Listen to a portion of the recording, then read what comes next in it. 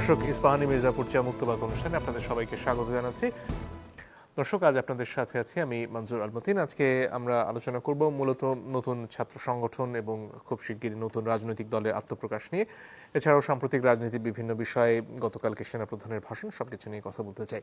তিনজন সম্মানিত অতিথি রয়েছেন আমাদের সাথে। আছেন জনাব রাজিকুজ্জামান রতন, তিনি সহ সাধারণ সম্পাদক বাসদ।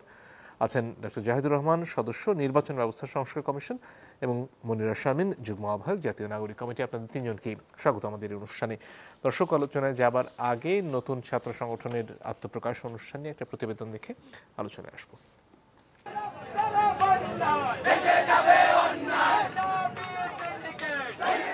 নতুন সংগঠনের আত্মপ্রকাশ ঘিরে উত্তেজনা ঢাকা বিশ্ববিদ্যালয়ে। সংবাদ সম্মেলনও শুরু হয় নির্ধারিত সময়ে 2 ঘন্টার পর।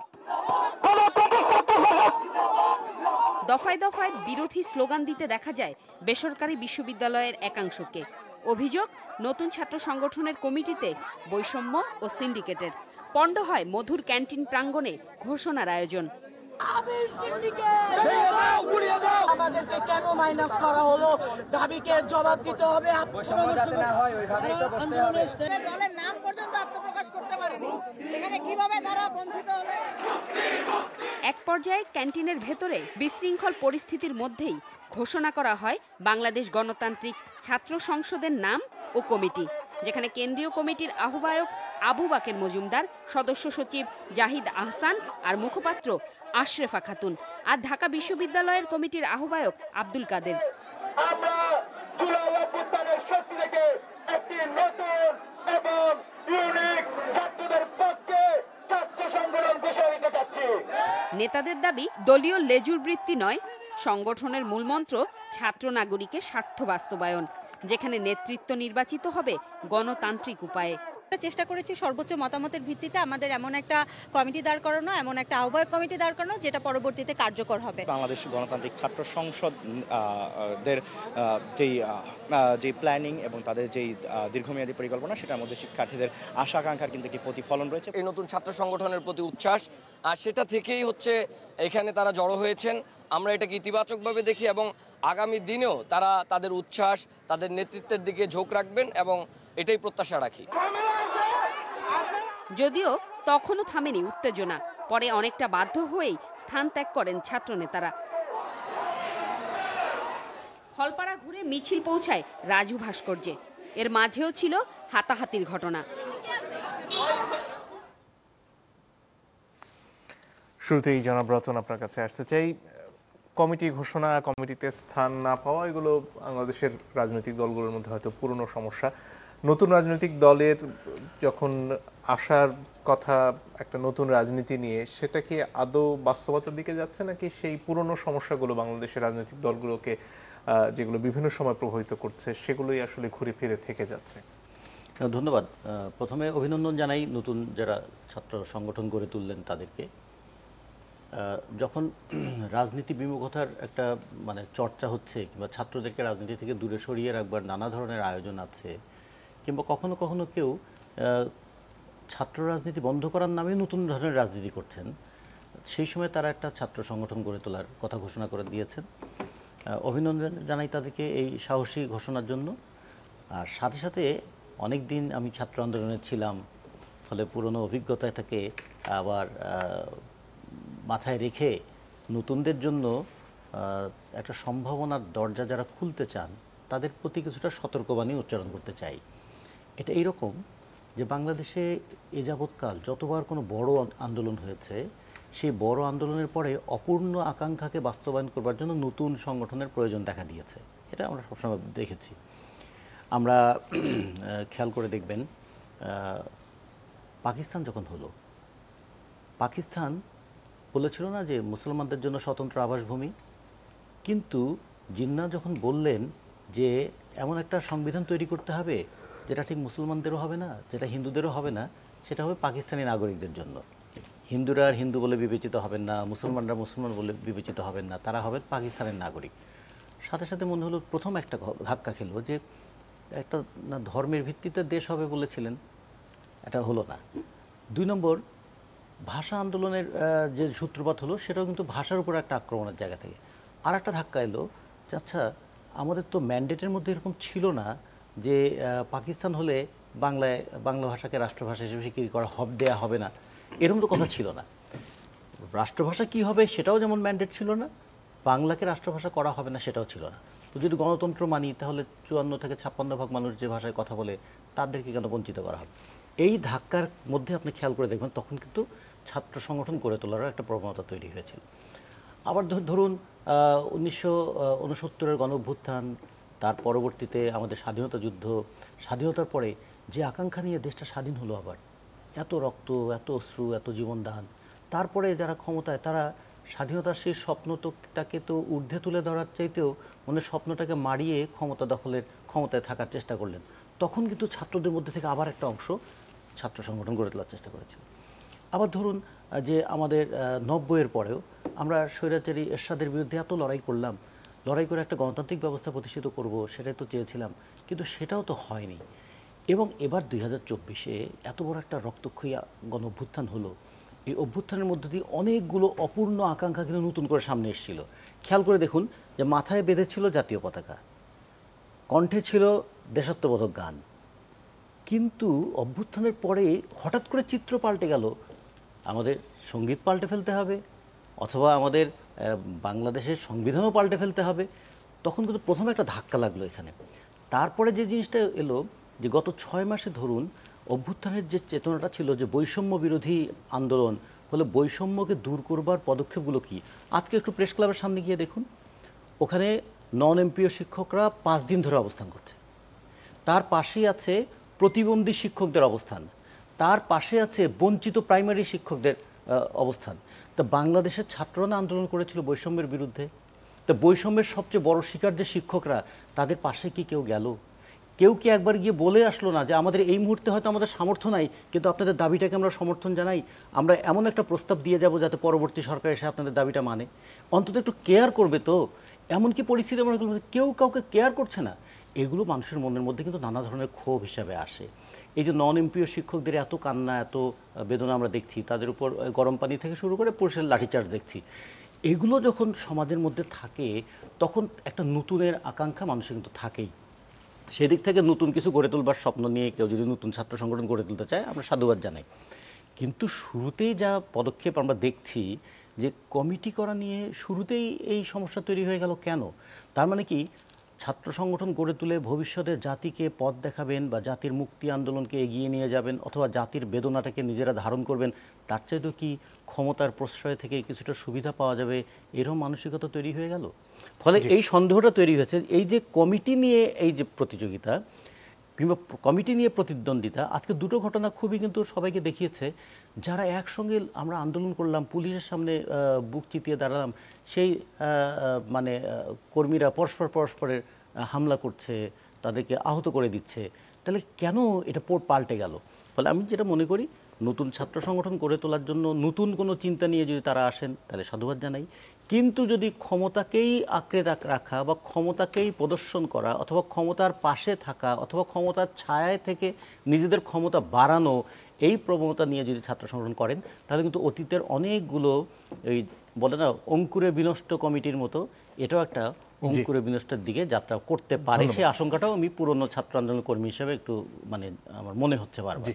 মনিরুল শামীম, আপনার কাছে আসতে চাই, জাতীয় নাগরিক কমিটি এবং বৈষম্য বিরোধী ছাত্র আন্দোলনের যুগ্ম প্রয়াসে 28 তারিখে নতুন রাজনৈতিক দল আসতে চলেছে।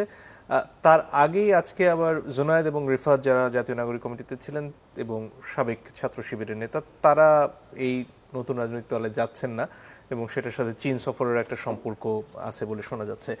এইখানেও কি ওই একই ধরনের সমস্যা দেখা যাচ্ছে? পদবি নিয়ে আসলে সমঝোতা না হওয়াতেই কি এই ঘটনাগুলো ঘটছে? ধন্যবাদ। আর আমার সহ আলোচক যারা আছেন সকলকে শুভেচ্ছা।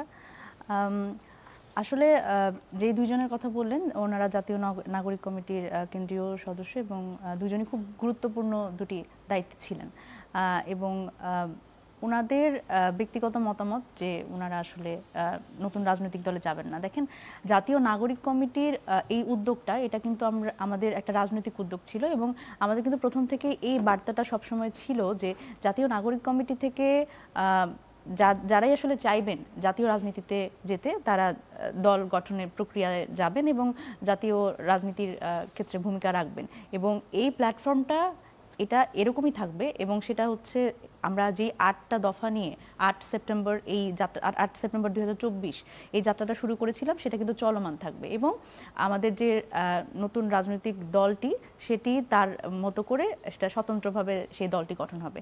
এবার এখানে আসলে ব্যক্তিগতভাবে কেউ যদি চান যে আসলে উনি জাতীয় রাজনীতিতে যাবেন তাহলে উনি যেতে পারবেন এবং যদি কেউ মনে করেন যে না আসলে জাতীয় নাগরিক কমিটি তার জন্য ঠিক বা এই মুহূর্তে হয়তো প্রস্তুত নন জাতীয় রাজনীতিতে ভূমিকা রাখতে, সেক্ষেত্রে সেখানেও থাকতে পারেন। আমার ধারণা এটা একটা ওনাদের ব্যক্তিগত মতামত হতে পারে, ব্যক্তিগত সিদ্ধান্ত হতে পারে এই মুহূর্তে রাজনৈতিক দলে না যাওয়া। আর আরেকটি ব্যাপার হচ্ছে আসলে আমাদের এই দুটি উদ্যোগ কিন্তু এমন না যে এই মুহূর্তে যদি কেউ রাজনৈতিক দলে না যান পরবর্তীতে আর যেতে পারবেন না। আমাদের রাজনৈতিক দলের দরজা সবসময় খোলা থাকবে, কিন্তু প্রাথমিকভাবে হয়তো আমরা একটা নাম্বার বা একটা সংখ্যার আলোচনা যেটা এখনো প্রক্রিয়াধীন আছে, এখনো আলোচনাধীন আছে যে আমরা আসলে ঠিক করছি যে কত সংখ্যায় হয়তো আমরা একটা রাজনৈতিক দলে কত সংখ্যক মানুষ নিয়ে শুরু করব। কিন্তু আমাদের এই সবসময় রাজনৈতিকভাবে যারাই আগ্রহ পোষণ করবেন যে নতুন রাজনৈতিক দলে এবং নতুন রাজনৈতিক বন্দোবস্তের সাথে যুক্ত হওয়ার জন্য তারা কিন্তু পারবেন। ছাত্র সংগঠন নিয়ে যে আলোচনা হচ্ছে সেটা হয়তো অনেক ক্ষেত্রে নাগরিক কমিটির ক্ষেত্রেও এই আলোচনা এসেছে যে ঢাকা বিশ্ববিদ্যালয় কেন্দ্রিক এক ধরনের এখানে নেতৃত্বের ভূমিকা থেকে যাচ্ছে এবং এর বাইরে বিশেষ করে বেসরকারি বিশ্ববিদ্যালয়ের যারা এসেছিলেন আন্দোলনে শরিক হয়েছিলেন বিভিন্ন সময়ে তাদের যথাযথ মূল্যায়ন হচ্ছে না, বা ঢাকার বাইরের বিশ্ববিদ্যালয়ের ক্ষেত্রেও খানিকটাই অভিযোগ শোনা যায় বিভিন্ন সময়। এটার ব্যাপারে আপনি কি বলবেন?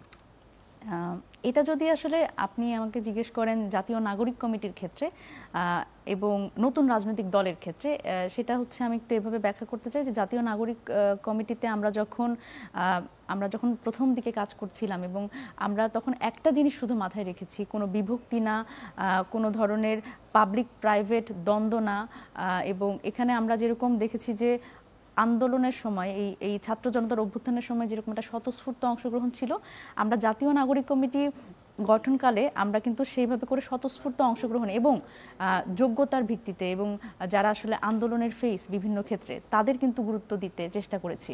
এবং এখানে আপনি যেরকম দেখবেন যে ঢাকা বিশ্ববিদ্যালয়ের নেতৃত্ব আছে গত 15 বছরে, যারা আসলে আমরা বলি যে জাতীয় নাগরিক কমিটি একটা রিফ্লেকশন হচ্ছে গত 15 বছরে ফ্যাসিবাদী রেজিমে যারা বিভিন্নভাবে এই ফ্যাসিবাদী রেজিম দ্বারা নিপীড়নের শিকার, এই ধরনের নেতৃত্ব এবং যাদের আসলে আমরা কখনো কোনো ছাত্র সংগঠন, কোনো আলাদা ভিন্ন মত পথ, বিভিন্ন মানুষ তো এখানে এসে যুক্ত হয়েছে, এটা আমরা এভাবেই ব্যাখ্যা করি যে আসলে এটা আমাদের একটা প্রজন্মগত ফাইট ছিল। সুতরাং এই প্রজন্মের ফাইটটা আলাদা, একদমই আলাদা, এবং তাদের স্বপ্নটাও একরকম।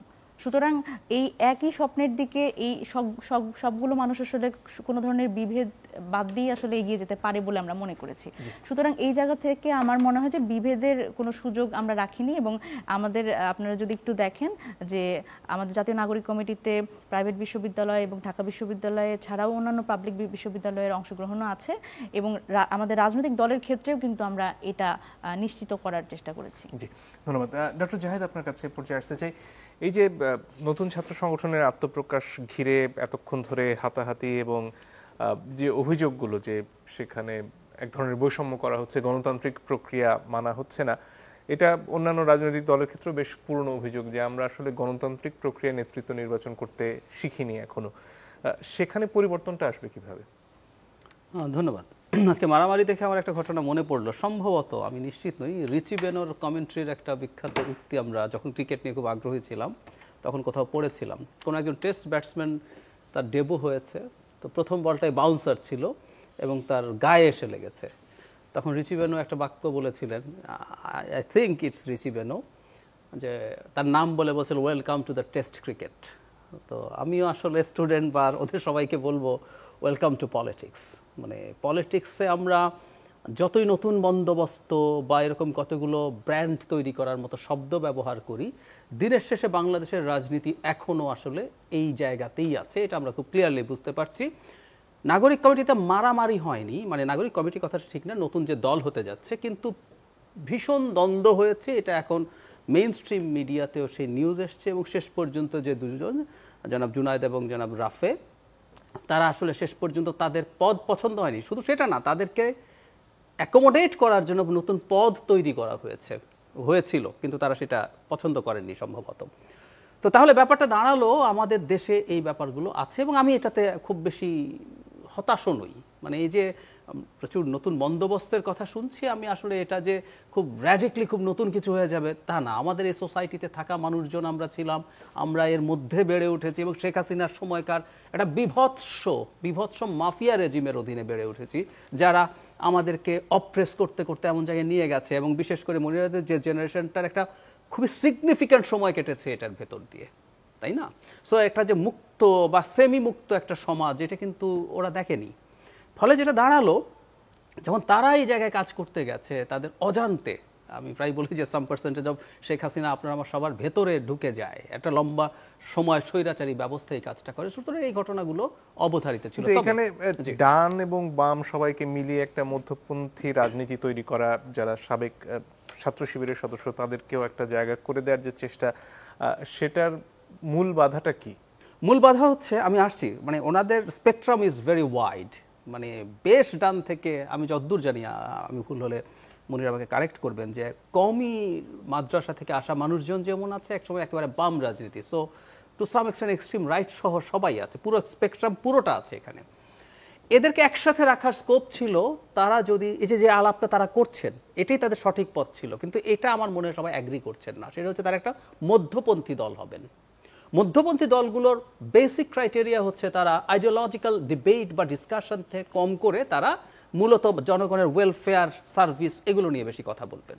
কিন্তু ঘটনা যেটা ঘটেছে, আপনি যখন কোনো এক্সও হয় শিবির বা আরও যারা লেফটিস্ট যারা রাজনীতি করেছেন, তারা তো আইডিওলজিক্যাল পলিটিক্স করে এসছেন, ফলে এটা থেকে যে তারা একেবারে ঊর্ধ্বে উঠে যাবেন এটা হয়ে ওঠে না। তো যখনই এই আলাপটা শুরু হবে, খুব স্বাভাবিকভাবে এটা দাঁড়াবে যে এই লড়াইগুলো, এই যুদ্ধগুলো প্রত্যেকে চাইবে তার সংগঠনটা তার আইডিওলজিক্যাল যে পয়েন্ট অফ ভিউ আছে সেটায় ঢুকবে। এবং আমার ব্যক্তিগত অপিনিয়ন এটা নিয়ে আমি প্রচুর সমালোচিত হয়েছে কথা বলে, কোনো ক্ষেত্রে আসলে এক্সট্রা আসলে এক্স নন, তারা ডিসগাইজ করে এসে তাদের সংগঠনের আসলে প্রভাব এই সংগঠনটার উপরে সিরিয়াসলি রাখতে চেয়েছেন। সো এই ফাইটগুলো হয়েছে, এবং এই ফাইটগুলো হবার কারণেই এটা দাঁড়ালো। সো ট্রু একটা মধ্যপন্থী দল হিসেবে যদি তারা দাঁড়াতে পারেন, তাহলেই আসলে এই জোট বা যারা আছেন এই বড় স্পেকট্রামটা টিকবে। আদারওয়াইজ এই স্পেকট্রামটা টেকার কোনো কারণ নেই। তারা ফাইট তো এতদিন কথার ফাইট হয়েছে, আর ছাত্ররা যেভাবে একেবারে বাস্তবের মারামারি শুরু করেছেন, সেই ঘটনাও ঘটার ঝুঁকি আছে নাগরিক কমিটিতে। ধন্যবাদ। নতুন দলে একটা বিরতির সময় হয়ে গেছে, দর্শক একটু পরে ফিরে আসছে, আশা করি সাথে থাকবেন। দর্শক, আপনারা দেখছেন ইস্পাহানি মির্জাপুর চা মুক্তবাক। জনাব রতন, আপনার কাছে ফিরে আসতে চাই। গতকালকে সেনাপ্রধানের ভাষণের প্রসঙ্গে একটু আসতে চাই। যদিও একটা অনানুষ্ঠানিক ভাষণ, কিন্তু অনেকগুলো প্রসঙ্গ এসেছে জাতীয় রাজনীতির। সেখানে কাদা ছোড়াছড়ির বিষয় যেমন এসেছে, পুলিশের অবস্থা বা সেনাবাহিনীর বিভিন্ন সংস্থার কথাও সেখানে উঠে এসেছে। সব মিলিয়ে এখানে যে প্রসঙ্গগুলো অবতারণা তিনি করেছেন, তার মধ্যে একটা বড় কথা হচ্ছে জাতীয় ঐক্য প্রয়োজন, না হলে দেশের সার্বভৌমত্ব প্রশ্নের মুখে পড়বে। সেটার সাথে আপনি কতটুকু একমত? আমাদের দুর্ভাগ্য কি জানেন, আমরা দেশের সার্বভৌমত্ব রক্ষা করার জন্য সবসময় যাদের উপর দায়িত্ব দিয়েছি তাদের কাছ থেকে বারবার সার্বভৌমত্ব বিপন্ন এই কথাগুলো শুনতে হয়। আমাদের সেনাবাহিনীর কাজটা কি? আমাদের বর্ডার গার্ডের কাজটা কি? আমাদের রাজনীতিবিদদের কাজ হচ্ছে দেশের মধ্যে একটা রাজনৈতিক সংগ্রাম করা, প্রয়োজনে বিতর্ক করা, এবং বিতর্কের মধ্য দিয়ে একটা নতুন পথ রচনা করা। ফলে রাজনীতিতে বিতর্ক থাকবে, রাজনীতিতে বিরোধ থাকবে, এবং এই রাজনীতিবিদরা আবার জনগণকে ঐক্যবদ্ধ করবে। কখনো কখনো রাজনীতিবিদরা জনগণকে বিভক্ত করে, কিন্তু এটা রাজনীতির কাজ। কিন্তু আমাদের সেনাবাহিনীর কাজ কি? তারা রাজনীতিতে যেটাই হোক, তাদের উপর অর্পিত যে দায়িত্ব, সেই দায়িত্বটা তারা পালন করবেন। ক্ষমতায় যেই থাকুক, তারা তাদের উপর অর্পিত দায়িত্ব পালন করবে। সেই দিক থেকে আমাদের বারবার মনে হয় কি, যে অতীতেও আমরা দেখেছি যে দেশের সার্বভৌমত্ব বিপন্ন, দেশের অস্তিত্ব হুমকির মুখে, দেশের আইন শৃঙ্খলা পরিস্থিতি এভাবে চলতে দেওয়া যায় না, এরকম কথাগুলো যখন আমরা সেনাপ্রধানদের কাছ থেকে শুনি, তখন কিন্তু এটা সে আশ্বস্ত হওয়ার মতো করে শুনি না। তখন মনে হয় যে আতঙ্ক তৈরি হয়, যে আসলে কি অন্য কোনো সমস্যা এখানে আছে। আচ্ছা, সেটা একটা দিক। দ্বিতীয়ত দিক হলো যে ধরুন যে কাদা ছোড়াছুড়ি করবেন না, এটা ঠিক, কিন্তু কাদাটা তৈরি করে কে? তারপরে ছোড়ে কে? কাদাটা কেন তৈরি হলো? আজকে ধরুন আমরা যদি বলি যে ফ্যাসিস্ট হয়ে উঠলো একটা রাজনৈতিক দল এবং সেই দলের নেত্রী তিনি ফ্যাসিস্ট হিসেবে তিনি সবার সামনে পরিচিত হয়ে উঠলেন, কিন্তু তার চারপাশে যারা তাকে ফ্যাসিস্ট হিসেবে গড়ে তুললো, যে সমস্ত প্রতিষ্ঠানের পক্ষ থেকে অথবা যে সমস্ত ব্যক্তিবর্গ, তারা কি কেউ কোনো দায় নেবেন না? তারা কি নিজেরা নিজেদেরকে ওই ফ্যাসিস্টের সহযোগী হয়ে ওঠা বা ফ্যাসিস্ট গড়ে তোলার প্রক্রিয়া থেকে নিজেদেরকে মুক্ত করার কথা ভাববেন না? আজকে তো বলা উচিত আমাদের পুলিশ বাহিনীর পক্ষ থেকে, পুলিশ বাহিনী ট্রমাটাইজ কেন হবে?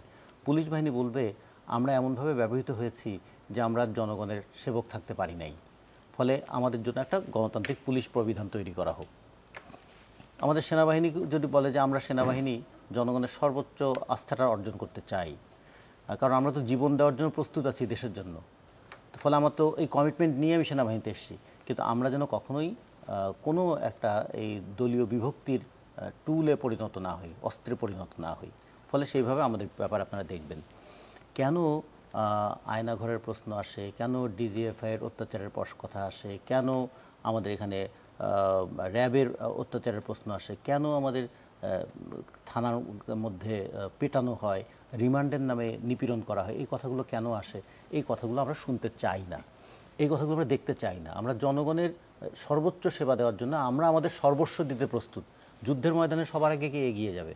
আমার এই সেনা সদস্যই তো, যাকে আমি যদি এখন অপছন্দও করি, যুদ্ধ যদি লাগে, কখনো একটা পরিস্থিতি তৈরি হয়, সবার আগে বুলেটের সামনে কে দাঁড়াবে? আমার ওই ছেলেটাই তো দাঁড়াবে।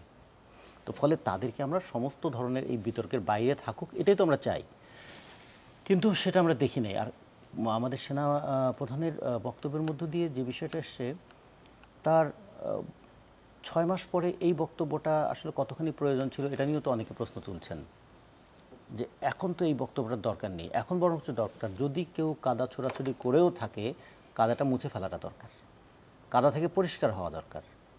তাহলে সেই কোথায় কোথায় কাদা ছিল এই 6 মাসেও কি লোকেটেড হলো না? সেই জায়গাগুলো একটু পরিষ্কার করার উদ্যোগ নেওয়া দরকার। এক আর একটা হলো আমাদের রাজনীতিতে যেন একটা বিশ্বাস এবং আস্থার জায়গা ফিরে আসে, সেই ক্ষেত্রে সেনাপ্রধানের ভূমিকাটা কি হবে?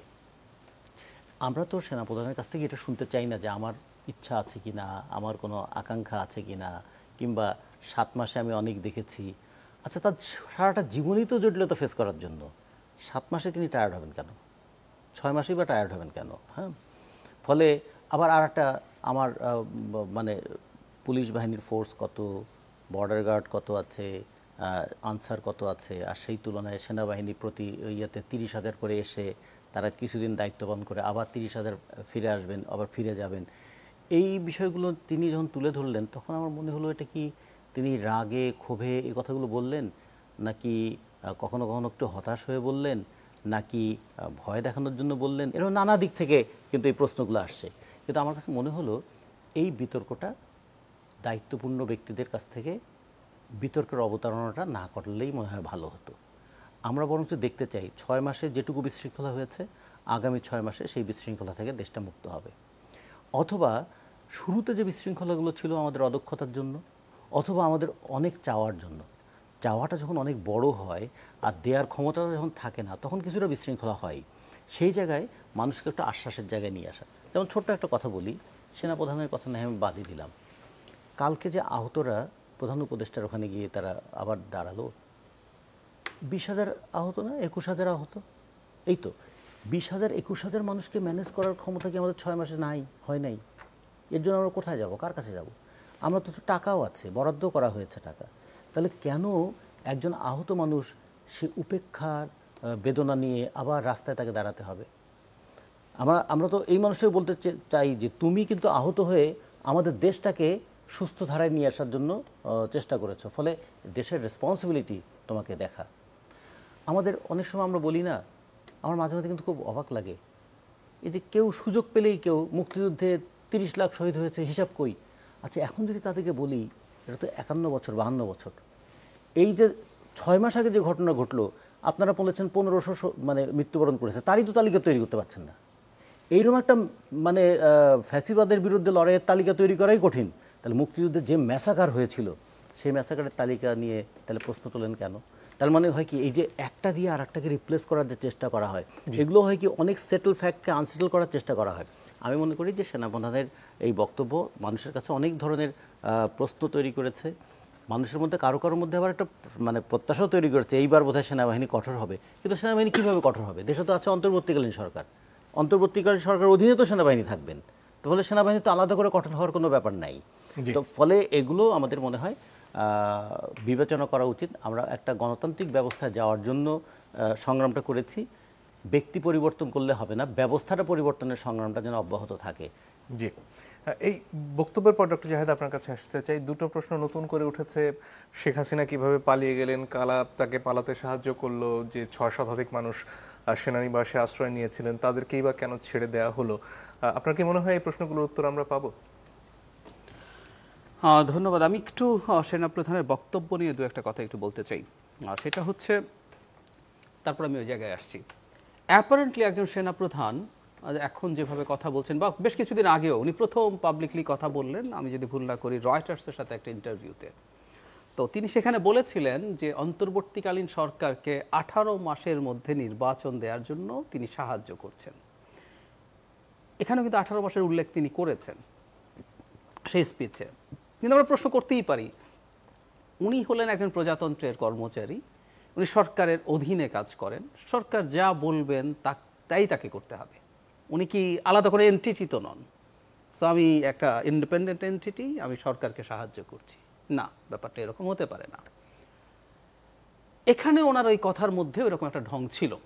এখন প্রশ্নটা হচ্ছে এটাই যে বাংলাদেশে আবার একটা বাস্তব, আমরা যদি রিয়ালিস্টিকলি চিন্তা করি যে সত্যিকার অর্থে সেনাবাহিনীর একটু ডিফারেন্ট, স্বাভাবিক সময়ে যেরকম একটা অবস্থান থাকে তার চেয়ে একটা ডিফারেন্ট অবস্থান তো আছে। কারণ তিনি তো শেখ হাসিনার প্রতিও অনুগত থাকার কথা ছিল, উনি শেষ পর্যন্ত থাকেননি। তো সুতরাং ওই সময়কে একটা ডিসাইসিভ রোল তিনি প্লে করেছেন। ফলে তিনি এমন একটা জায়গায় আছেন যেখানে আসলে তাকে বেসামরিক প্রশাসনের সাহায্যও থাকতে হচ্ছে, তার উপরে জনগণের এক্সপেকটেশন আছে, আবার ক্রমাগত আক্রমণের শিকার তিনি হচ্ছেন। তিনি একটা কথা বলেছেন, একটু পড়ি একটা জায়গায়, উনি যে মানে রাওয়া ক্লাবের যিনি চেয়ারম্যান তাকে ইন্ডিকেট করে বলছেন, উনি আমাকে সুযোগ করে দিয়েছেন আজকে এখানে আপনাদের সঙ্গে এসে কথা বলার জন্য, একটু মন খুলেই কথা বললাম, এতদিন যে কথা মনের মধ্যে ছিল সবসময় প্রকাশ করতে পারি না, প্রকাশ করাও যায় না, আজকে প্রকাশ করে ফেললাম। মানে এগুলো ওনার মধ্যে ছিল এবং আমি বুঝতে পারি যে উনি স্ট্রেসে আছেন, এটা বোঝা গেছে। নানান দিকে, এদিকে সরকার আছে, এদিকে যেসব আপনি কথা তুলেছেন পুলিশ বা বিভিন্ন সরকারি গোয়েন্দা এজেন্সি আছে, মিলিটারি সহ বিভিন্ন জায়গার এজেন্সিগুলোর ভয়ঙ্কর সব মানবাধিকার লঙ্ঘন আছে, এগুলো বিচার যেমন একদিকে করতে হবে, আবার এসব করতে গিয়ে আমি ধারণা করি প্রবলেমে পড়া। যেমন ধরুন আজকে ঢাকা ইউনিভার্সিটিতে যে ফাইটটা হলো, আমরা গণতন্ত্র করি, আমরা আসলে গণতান্ত্রিক হয়ে ওঠার জন্য আমাদের তো নাগরিক হওয়ার চিন্তা করতে হবে আগে। কিন্তু টু সাম এক্সটেন্ট আমরা এক ধরনের ট্রাইবাল সোসাইটির মতো আছে, আমাদের ক্ল্যান আছে, আমরা এখনও এই যে পিটিয়ে ছিনতাইকারীকে ঝুলিয়ে রাখি, পিটিয়ে মেরে ফেলি, আমরা মনে করি যে এটা আমাদের রাইট আছে, আমরা এটা করতে পারি। আমি অবাক হয়ে দেখেছি ল্যাম্পপোস্টের পাশে একজন ছিনতাইকারীকে বেঁধে রেখে লোকজন পেটাচ্ছে, আমার বিবেচনায় মোটামুটি সেন্সিবল লোকজন সেটাকে ফেসবুকে শেয়ার করে ফান করছেন। সো আমরা তো নাগরিক হয়ে উঠি না, আমাদের মধ্যে ট্রাইবাল মেন্টালিটি আছে, আমাদের ক্ল্যান আছে। সো মিলিটারিও যদি একটা ক্ল্যান হয়, পুলিশও যদি একটা ক্ল্যান হয়, ও কিন্তু ন্যায় অন্যায়ের বিবেচনার মধ্যে আর থাকে না। আমার পুলিশের ওপরে এটা হচ্ছে, সো আমি কাজ করব না, আমার মিলিটারির ওপরে এইসব নিয়ে হচ্ছে, আমি কাজ করব না। সো এই ধরনের ঘটনা ঘটছে, এটা আমাদের সমাজের পার্ট। আমি ঢাকা ইউনিভার্সিটি, আমি কাউকে রাখবো না, আমি প্রাইভেট ইউনিভার্সিটি, আমার থেকে রাখবে না কেন? সো সব জায়গায় আমরা এই ধরনের কতগুলো ক্ল্যান তৈরি করছি। সো উনি সম্ভবত ওইরকম একটা সিরিয়াস চাপেও আছেন যে এই কাজগুলো যখন করতে যাবেন সেটাও ডিসফাংশনাল হয়ে পড়ে কিনা, সব কিছু মিলেই আসলে এই ঘটনা ঘটেছে। তবে আমার একটা টেক অ্যাওয়ে আছে গুরুত্বপূর্ণ অ্যাবাউট দ্য ইলেকশনস, কারণ আমরা এই ভলেটাইল টাইমে নানান রকম কথাবার্তা আছে, সেনা শাসন শুরু হয়ে যাবে কিনা, বা সিভিল মুখোশে সেনা শাসন 1-11 মতো কিছু হবে কিনা, সেই জায়গায় উনি ইলেকশন নিয়ে খুব ডিসাইসিভ কথা বলেছেন। এবার আপনি যেটা বলছিলেন, আমি 600 কত জনের কথা জানি না, কিন্তু আমি খুব প্র্যাগম্যাটিকলি একটা কথা বলি, অনেকের ভাল লাগবে না, তারপরেও বলি। মানে বিভিন্ন দেশে যখন স্বৈরাচারের পতন হয়, স্বৈরাচারের প্রধানরা না পালিয়ে যাওয়ার একটা বা পালিয়ে যেতে দেওয়ার একটা ট্রেন্ড আছে। একটা উদাহরণ দিই, প্রথম আরব স্প্রিং যেটা হয়েছে, আমাদেরটা কিন্তু একদম তিউনিসিয়া মডেলে হয়েছে। আমি এই ঘটনা ঘটার বহু বছর আগে থেকে, এই 18-র পর থেকে ক্রমাগত বলে গেছি যে বাংলাদেশ একটা তিউনিসিয়া হবে, কোনো না কোনো একটা বাহানা, আই এম সরি, এটা খুব এই করেছি, ওই ভাষা দিয়েছি, এইভাবে হয় নাই, এটা একটা, এটা না হলে আরেকটা বাহানায় এটা হতো। তো বেন আলী তো শান্তি মতো পালিয়ে সৌদি আরবে পালিয়ে গিয়ে অসাধারণ জীবন, শেখ হাসিনা তো তার সম্ভবত আটকে টাটকে আছেন, বেন আলী গিয়ে ওখানে খুবই সুন্দর জীবনযাপন করেছেন, তাকে পাবলিকলি দেখা গেছে, তার প্রচুর ছবি পাওয়া যায়। সো এই ধরনের একটা সম্ভবত শেষ মুহূর্তে হয়, আমাদের একটু বাস্তবতা মেনে নেওয়া দরকার আছে। আমি ব্যক্তিগতভাবে মনে করি যে এটা এরকম প্রচুর উদাহরণ আছে, আরব স্প্রিংয়ে অনেকেই পালিয়েছে, কিন্তু 600 কতজনের যে কথা বলা হয়েছিল সেটা যেহেতু বলা হয়েছে তাদের জায়গা থেকে, এটার একটা ব্যাখ্যা আসলে আমাদেরকে দেওয়া দরকার আছে। তবে কাউকে কাউকে সম্ভবত হ্যান্ড ওভার করা হয়েছে, আমরা আসলে এই জায়গাগুলো স্পষ্ট নই, যেহেতু উনি বলে ফেলেছেন এবং এটা নিয়ে যেহেতু প্রশ্ন আছে এটা ক্লিয়ার করা দরকার। এবং তারা তখন যে আশ্রয় দিয়েছেন আমি এটাকে আবার সমর্থন করি, সমর্থন ইন আ সেন্স যে মানুষের ওপরে পিটিয়ে মেরে ফেলা দূরে থাকুক, আওয়ামী লীগ মানে আমরা আওয়ামী লীগ না এটা প্রমাণ করা দরকার ছিল 5 আগস্টের পর, যে তুমি আমাকে বিনা বিচারে হত্যা করেছো, গুম করেছো, টর্চার করেছো, কিন্তু আমি তোমাকে না বিচার করতে চাই। সেই জন্য আওয়ামী লীগের অত্যন্ত ঘৃণিত মানুষের উপরে যখন আদালতে হামলা হয়েছে আমি প্রটেস্ট করেছি, সেটা আমি কোনো একটা লিস্ট টর্চার লিস্ট কোনো আঘাতও নেই।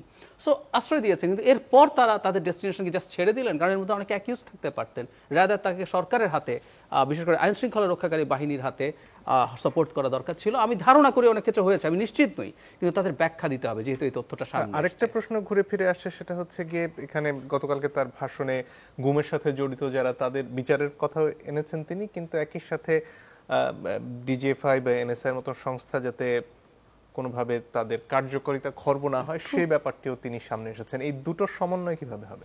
এই দুটোর সমন্বয় কিভাবে হবে এটা সরকার ডিসাইড করবে, তার সমন্বয় করতে হবে। এবং আমি একটা জিনিস আসলে মানে আমি বুঝতে পারি জায়গাটা খুব টাফ, কারণ এমন সব ভয়ঙ্কর অপরাধ করেছেন মানুষ রীতিমতো কতগুলো সংস্থা বন্ধ করে দেওয়ার দাবি করছেন। আপনি ডিজিএফআই নামে রাখবেন কিনা ইজ এ ডিফারেন্ট ডিবেট, কিন্তু একটা এই ধরনের সংস্থা লাগবে আসলে। র্যাব বিলুপ্ত করে দেওয়ার কথা বলছে, অবশ্য আমি র্যাব বিলুপ্ত করে দেওয়াটা আমি ব্যক্তিগতভাবে, বিশেষ করে সামরিক বাহিনী থাকবে এমন কোনো দৈনন্দিন আইন শৃঙ্খলা রক্ষাকারী বাহিনী হতে পারে না, কারণ সামরিক বাহিনীর কাজ এটা না, তারা এভাবে ট্রেইনডও না। আমাদের যদি এলিট ফোর্স করতেই হয় সেটাই পুলিশ থেকে নিয়েই স্পেশাল ট্রেনিং দিয়ে এলিট ফোর্স করতে হবে, এটা সামরিক বাহিনী না। তো এই দাবিগুলো যখন আসছে এটা আসলে খুবই ডেলিকেট একটা কাজ, কিন্তু এটাই করতে হবে। আর আমার কাছে যেটা মনে হয় যুদ্ধাপরাধের ক্ষেত্রে যেটা করা হয় সেটা হচ্ছে খুব সিগনিফিক্যান্ট কিছু ক্ষেত্রে কিছু মানুষের বিচার হয়, আপনি ধরে ধরে প্রত্যেকটা মানুষের বিচার করেন না। ধরুন আপনি নুরেমবার্গ ট্রায়ালের কথা বা টোকিও ট্রায়ালের কথা যদি বলেন, প্রত্যেককে ধরে ধরে করছেন না। আমাদের এমন বিভৎসতা ঘটে গেছে এই পর্যায়ে, আমার মনে হয় আমার অপিনিয়ন বলছি, এরকম খুব সিগনিফিক্যান্ট ডিসিশন মেকারস, যেমন ধরুন গুমের ক্ষেত্রে এটা প্রতিষ্ঠিত এখন, এক্সট্রাজুডিশিয়াল কিলিং এর ক্ষেত্রে এটা প্রতিষ্ঠিত এখন যে শেখ হাসিনা স্বরাষ্ট্রমন্ত্রী টপ কয়েকজনের ডিসিশনে এই ঘটনাগুলো ঘটেছে। সুতরাং আমরা সর্বোচ্চ পর্যায়ের কিছু মানুষের বিচার করে বাকিদেরকে আমরা এই প্রেক্ষাপটে বাদ দেবো কিনা, এখানে আমি আসলে যোগ করে রাখতে চাই উপরওয়ালা আমাকে বলেছে এটা আসলে কোনো ডিফেন্স না এইসব ক্ষেত্রে। কারণ আপনি প্রধানমন্ত্রীও যদি কোনো একজন সোলজারকে বলে, কনস্টেবলকে বলে যে তুমি ওকে এক্সট্রা জুডিশিয়ালি কিল করো, তিনি যদি করেন তিনি অপরাধী হয়ে যাবেন, কারণ উনি আইনের বাইরে গিয়ে আইন বহির্ভূত কাজ করলে কোনোদিন ওটা ডিফেন্স না। কিন্তু এই জিনিসগুলো এত ওয়াইড স্কেলে ঘটেছে, এত বেশি হয়েছে, আমার মনে হয় খুব সিগনিফিক্যান্ট কিছু বিচার করে এক ধরনের রিকনসিলিয়েশন করা যায় কিনা, তাহলে হয়তো ওইগুলোকে এফেক্টিভ রাখা যাবে। আর আবারও বলছি, সবার বিচার করলেন, কিন্তু যখন একটা ক্ল্যান মেন্টালিটি আছে, আমার সেনাবাহিনীর লোকজনের উপরে হচ্ছে, আমরা না ন্যায় অন্যায়, ক্ল্যান মেন্টালিটির প্রবলেমটা কি, ট্রাইবাল মেন্টালিটির প্রবলেমটা কি, আমার ক্ল্যানের উপরে যখন হয় আমি আর ন্যায় বিচার হলো কিনা, জাস্টিস হলো কিনা, দুটো ভার্সিটি মারামারি করছে, একজন তো ভুল করেছে হয়তো, কেউ খুঁজবে না, ও আমার ভার্সিটির দুজন লেগে গেলাম, এটা হচ্ছে। ধন্যবাদ মনিরা। এইখানে এই প্রসঙ্গে আপনার কাছে আসতে চাই, এই যে গোত্র হিসেবে ভাগ করে ফেলা মানুষকে এবং সেখানে নানান ধরনের বিষয় সামনে নিয়ে আসা হয়, ধরুন ধর্মের বিষয় অনেক সময় সামনে আসে, সংস্কৃতির বিষয় সামনে আসে, জাতীয়তার বিষয় সামনে আসে, এবং এই দাগগুলো ধরে মানুষকে আলাদা করে ফেলেই আসলে তো সমাজকে বিভাজিত রাখা হয়, এবং জুলাইয়ের সবচেয়ে বড় শক্তি বোধহয় ছিল এই সব ধরনের মানুষকে এক জায়গায় করা গিয়েছিল। এখন যখন প্রশ্ন আসে এই বাহিনীগুলোকেও কেন্দ্র করে যে সেখান থেকেও এই যে গোত্র ভিত্তিক মানসিকতা সেটা ভেঙে নতুন কিছু তৈরি করা, সেটার দিকে কি আমরা এগোতে পারছি? আসলে এই আমি যদি বলি যে 5 আগস্টের আগে আমাদের ওই যে আমরা 5 আগস্টের পরপরই কিন্তু এই কথাটা অনেকবার বলেছি যে 5 আগস্টের আগে আমরা একদম ঐক্যবদ্ধ থাকতে পেরেছি, কারণ আমাদের মূল শত্রু যদি বলি, বা আমরা যখন আমাদের লক্ষ্যটা এক ছিল যে আমরা একটা ফ্যাসিস্ট রেজিমের বিরুদ্ধে আমাদের সকলের একটা বিরুদ্ধতা ছিল এবং আমরা সেটার জন্যই সবাই একত্র হয়েছে। এখন আমাদের আসলে যখন 5 আগস্টের পরে যখন সেই সময়টা চলে গেছে এবং শেখ হাসিনা পালিয়ে গেছে, এরপরে যেটা হয়েছে যে সকলেই আসলে সকলের ওই ঐক্যবদ্ধ থেকে ওই এক আমব্রেলার নিচে ছিলেন, কিন্তু এরপরে যেটা হয়েছে প্রত্যেককে ওই আইডিওলজির জায়গা থেকে গোত্র বা গোষ্ঠী সেগুলোতে ভাগ হয়ে গেছে। এখন বিষয়টা হচ্ছে যে আমার কাছে মনে হয় যে এটা আমি খুবই যে নেতিবাচকভাবে দেখি ব্যাপারটা তা না। আমার কাছে মনে হয় যে বিভক্তি থাকবে, বিভিন্ন গ্রুপ থাকবে, তাদের নিজস্ব আইডিওলজি থাকবে, তাদের নিজস্ব স্ট্যান্ড থাকবে, আর এটার জন্যই তো আসলে আমরা এত বছর তো সেটাই আমরা দেখাতে পারিনি। আপনি যদি এটা চিন্তা করেন যে গত এই ছাত্র সংগঠনগুলি, আমরা কিছুদিন আগেও একটা কথা গতকাল পর্যন্ত আমরা শুনলাম গুপ্ত সংগঠন। তো গুপ্ত সংগঠন হতে হয়েছে কেন? কারণ আসলে আলাদা করে এই সংগঠনটা নিজের মত প্রকাশ করতে পারেনি। তারপরে আমি যদি বলি যে তখনকার সময় গত 15 বছরে আমরা যা দেখেছি যে আমাদের বিভিন্ন বিশ্ববিদ্যালয় ক্যাম্পাসগুলোতে একটা সংগঠন ছাড়া অন্য যেই বিরুদ্ধ মত প্রকাশ করেছে আমরা দেখেছি যে তাদেরই আবরার ফাহাদের মতো পরিণতি হয়েছে, মুস্তাকের মতো পরিণতি হয়েছে। সুতরাং এই বিরুদ্ধ মতটাকেই কিন্তু আমরা কন্টেইন করতে পারিনি। সুতরাং এই যে একটা বিভেদ এবং বিরুদ্ধ মতগুলো কিন্তু আসলে এখন যখন নিজস্ব আইডিওলজিতে প্রত্যেককে মানে গোষ্ঠীগতভাবে যখন সেটা প্রকাশ হচ্ছে, সেখানে আমার মনে হয় যে সকলেরই একটা সহনশীলতার জায়গা থাকতে হবে এবং আমাদের আসলে কত দূর পর্যন্ত আমরা একসাথে যেতে পারি। এবং এই সময়টা একটা ঐক্যের সময়, আমরা বারবার করে বলছি যে এই সময়টা, হ্যাঁ হতে পারে অনেকেই বলতে পারেন যে খুব বেশি আশাবাদী হয়ে কথা বলছি, তবে আমার মনে হয় যে এই মুহূর্তে যে সংগঠনগুলোর কথা বলছেন, রাষ্ট্রীয় বাহিনীর কথা বলছেন, সরকারের কথা বলছেন, বিভিন্ন ছাত্র সংগঠনের মধ্যে যে বিভেদ, সব কিছুর মধ্যে আমার মনে হয় যে আমরা খুবই অসহিষ্ণু আচরণ করছি এবং এই যে বিরুদ্ধ মত বা ভিন্ন মতগুলোকে আমরা এখনো কন্টেন করতে পারছি না। আর এই 15 বছরে আমরা তো আসলে সেই কন্টেনমেন্টটা দেখিনি, সেই কারণে আমাদের হতে পারে ওই চর্চাটা নেই দেখে। কারণ এখানে আমরা দেখেছি যে ছাত্র সংগঠনগুলোর ব্যাপারে যে প্রত্যেককেই ছাত্রলীগের মধ্যে ঢুকে যেতে হয়েছে, ছাত্র শিবিরের পরিচয় আসতে পারেনি, তারপরে ছাত্র দলের পরিচয় আসতে পারেনি। সুতরাং এই যে বিভেদগুলো, আমি আসলে যেটা মনে করি যে একটা সুন্দর বাংলাদেশ এবং একটা যেই বাংলাদেশপন্থী রাজনীতির কথা বলছি, বাংলাদেশপন্থী ভাবনার কথা বলছি, একটা মধ্যপন্থী ভাবনার কথা বলছি, আমাদের আসলে বুঝতে হবে যে আমরা কত দূর পর্যন্ত একসাথে আগাবো এবং সেটা দেশটাকে সামনে রেখে। দেখেন এখানে আমি এই সেনাবাহিনীর কিছু বিষয় একটু আলোকপাত করতে চাই। সেটা হচ্ছে আমরা শেখ হাসিনার আমলে দেখেছি যে we all are prime ministers man. তো এই ধরনের রাষ্ট্রীয় সংগঠন, রাষ্ট্রীয় বাহিনী যখন প্রাইম মিনিস্টার্স ম্যান কেন হবে? তো এই জায়গা থেকে আমার কাছে মনে হয় যে প্রত্যেকেই, কারণ তারা আসলে জনগণকে সার্ভ করেনি, তারা দেশের সার্বভৌমত্ব রক্ষা করার কথা যাদের, তারা কোনো না কোনো গোষ্ঠীকে যারা ক্ষমতাবান এবং যারা সরকারে ছিলেন তাদের সার্ভ করতে গেছে। সুতরাং আমার মনে হয় যে গত 53 বছরেই এটা হয়েছে যে মানুষের কাছ থেকে ক্রমাগত ক্ষমতা আসলে মানে কেড়ে নেওয়া হয়েছে, মানুষের কাছে আসলে অধিকার আসেনি আসলে।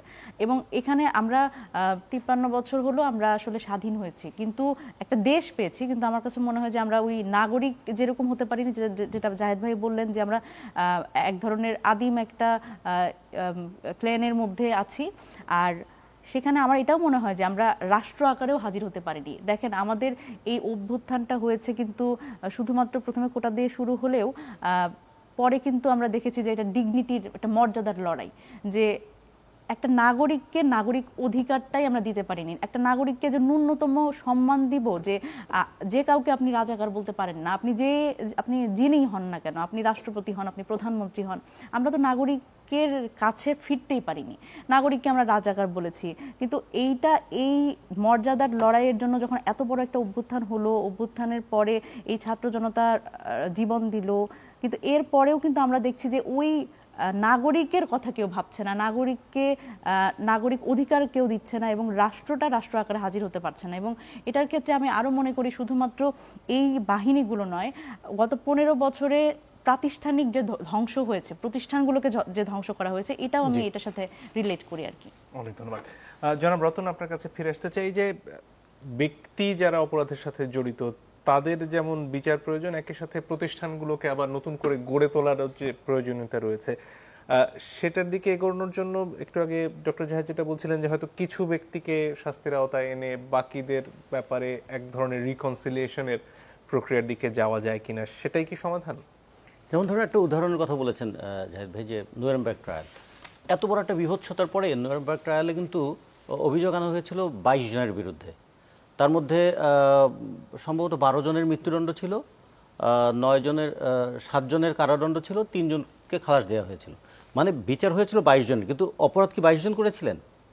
টোকিও ট্রায়ালে 28 জন। হ্যাঁ, ফলে এক্ষেত্রে ওইটা কিন্তু একটা বিবেচনার কর্ম। তো সবাইকে আমি একই অপরাধী করব না, অনেক ক্ষেত্রে একই পাল্লায়ও মাপবো না, কিন্তু যাদের দ্বারা এই অপরাধ সংগঠিত হয়েছে তাদেরকে অবশ্যই একটা ক্যাপিটাল পানিশমেন্টের মধ্যে আসতে হবে, ওইরকম একটা জায়গায় আসতে পারে। 1 2 নম্বর হলো যে খেয়াল করে দেখুন, মুনিরা যেটা বললেন যে অনেকেই সংগঠন করতে পারেননি বলে ছাত্রলীগের মধ্যে ছিল, কিন্তু খেয়াল করে দেখুন তো সমাজতান্ত্রিক ছাত্রফ্রন্ট তো খুব বড় সংগঠন না, মারধর খেয়েও কিন্তু সমাজতান্ত্রিক ছাত্রফ্রন্ট নাম নিয়েই ছিল।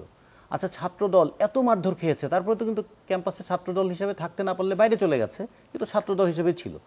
কিন্তু ওই যে ছাত্রলীগের মধ্যে থেকে যারা ছাত্রলীগ হয়ে পেটালো তারাই 2 দিন পরে আবার অভ্যুত্থানকারী শক্তি হয়ে গেল, এটা কিন্তু খুবই কনফিউজিং হয়ে গেল। হ্যাঁ, এবং আবরার ফাহাদকে মারার পরে আবরার ফাহাদের আসামিদের কৌশলী যিনি, তাকে নিয়ে কোনো প্রশ্ন উঠছে না। আবরার ফাহাদের আসামিদের আইনজীবী কেন শিবির সমর্থিত কিংবা তাদের লোক হবে? এগুলো কিন্তু অনেক প্রশ্ন এখন তৈরি করছে। এই জন্য মনে করি যে গুপ্ত সংগঠন হলে অনেক হয় কি, সন্দেহ বাড়ে, শঙ্কা বাড়ে। আমার পাশে যে মিছিলটা করছে সে কি আসলে আমার লোক, নাকি আমার সাথে থেকে আবার আমারই বিরুদ্ধে যাবে? এইটা কিন্তু তখন এটা প্রকাশ্যে অত বড় আসেনি, কারণ শত্রু এত প্রবল ছিল। এই যে বন্যার সময় যেমন অনেক সময় একই চালার উপরে সাপ এবং মানে মুরগিও আশ্রয় নেয়, এরকম চাপে পড়ে একটা ঐক্য হয়েছিল। কিন্তু এখন এটা অনেক ধরনের আবার বিতর্ক আসবে, সেগুলো যেমন আমাদের দেখতে হবে। সাথে সাথে আরেকটা জিনিস খেয়াল করতে হবে, 5ই আগস্টের পরের বাংলাদেশ কি 5ই আগস্টের আগের স্মৃতি দিয়েই চলবে, নাকি ভবিষ্যতের স্বপ্নে পথ হাঁটবে? তো ভবিষ্যতের পথ হাঁটলে সামনে কিন্তু এই যে বাজেটটা আসবে, এই বাজেটের সময় দেখবো না, শ্রীলঙ্কা তো একটা উদাহরণ, ইনি যেমন তিউনিসিয়ার উদাহরণ দিয়েছে, শ্রীলঙ্কাও একটা উদাহরণ। শ্রীলঙ্কা এই বাজেটের মধ্যে কি দাঁড় করালো? তারা শিক্ষায় সর্বোচ্চ বরাদ্দ দিল, তারা স্বাস্থ্যটাকে বরাদ্দ দিল, তারা বেশি কৃষিটাকে তারা ঢেলে সাজানোর চেষ্টা করলো। 2 বছরের মধ্যে দেখুন শ্রীলঙ্কা সেখান থেকে কিভাবে ঘুরে দাঁড়িয়েছে। তিউনিসিয়া কিন্তু পারে নাই। আজকে আমাদের শিক্ষকরা কেন রাস্তায় বসে থাকবে? আজকে কেন আমাদের নন এমপিও যে শিক্ষকরা যেমন রাস্তায় থাকে আর আউটসোর্সিংয়ের ওরা রাস্তায় পুলিশের মার খায়? এটা কেন হবে? আজকে আমাদের কৃষকরা কেন 2 টাকায় ফুলকপি বিক্রি করতে পারবে না, আর ঢাকা শহরে 20 টাকার নিচে কপি বিক্রি হবে না? এগুলো আমাদের একটু আলোচনায় আসা উচিত ছিল না? এগুলো আলোচনায় আসলে হতো কি, তাহলে ওই কৃষকের সন্তান যে আন্দোলনের জীবন দিয়েছে, শ্রমিকের সন্তান যে আন্দোলনের জীবন দিয়েছে, যে রিক্সা চালক নিজে রিক্সা চালিয়ে তার সন্তানের লাশকে হাসপাতালে নিয়ে গিয়েছে, এগুলো প্রত্যেকটা একটা বড় বড় মহাকাব্য লেখার মতো উপাদান আমাদের মানে তৈরি করে দিয়েছে। আমরা 6 মাসের মধ্যে কি সব ভুলে যাব? ফলে এই প্রশ্নটা কিন্তু সামনে আসবে যে আগামী বাজেটে আমরা আমাদের বঞ্চিত মানুষের বঞ্চনা দূর করতে না পারি, অন্তত বলতে পারি এই বাজেট জনগণের টাকায় জনগণের স্বার্থে পরিণত হচ্ছে, আর লুটপাটকারীদের জন্য আমার টাকা ব্যবহৃত হবে না। ডক্টর জাহেদ যদি আর কিছু যোগ করা থাকে। আমি একটা জিনিস যোগ করতে চাই, সেটা হলো এই একটা ভয় আমি পেয়েছি সবসময়, সেটা হলো পোস্ট 5th অগস্ট আমরা এই আলোচনাগুলো থেকে সরে গেলাম কেন? কারণ আমরা চাই বা না চাই কিছু মানুষ আমাদের এখানে কতগুলো আইডিওলজিক্যাল ডিবেট ঢুকিয়ে দিয়েছেন, কতগুলো অপ্রয়োজনীয় ডিবেটের মধ্যে আমরা ঢুকে আসলে এইখান থেকে সরে আসছি।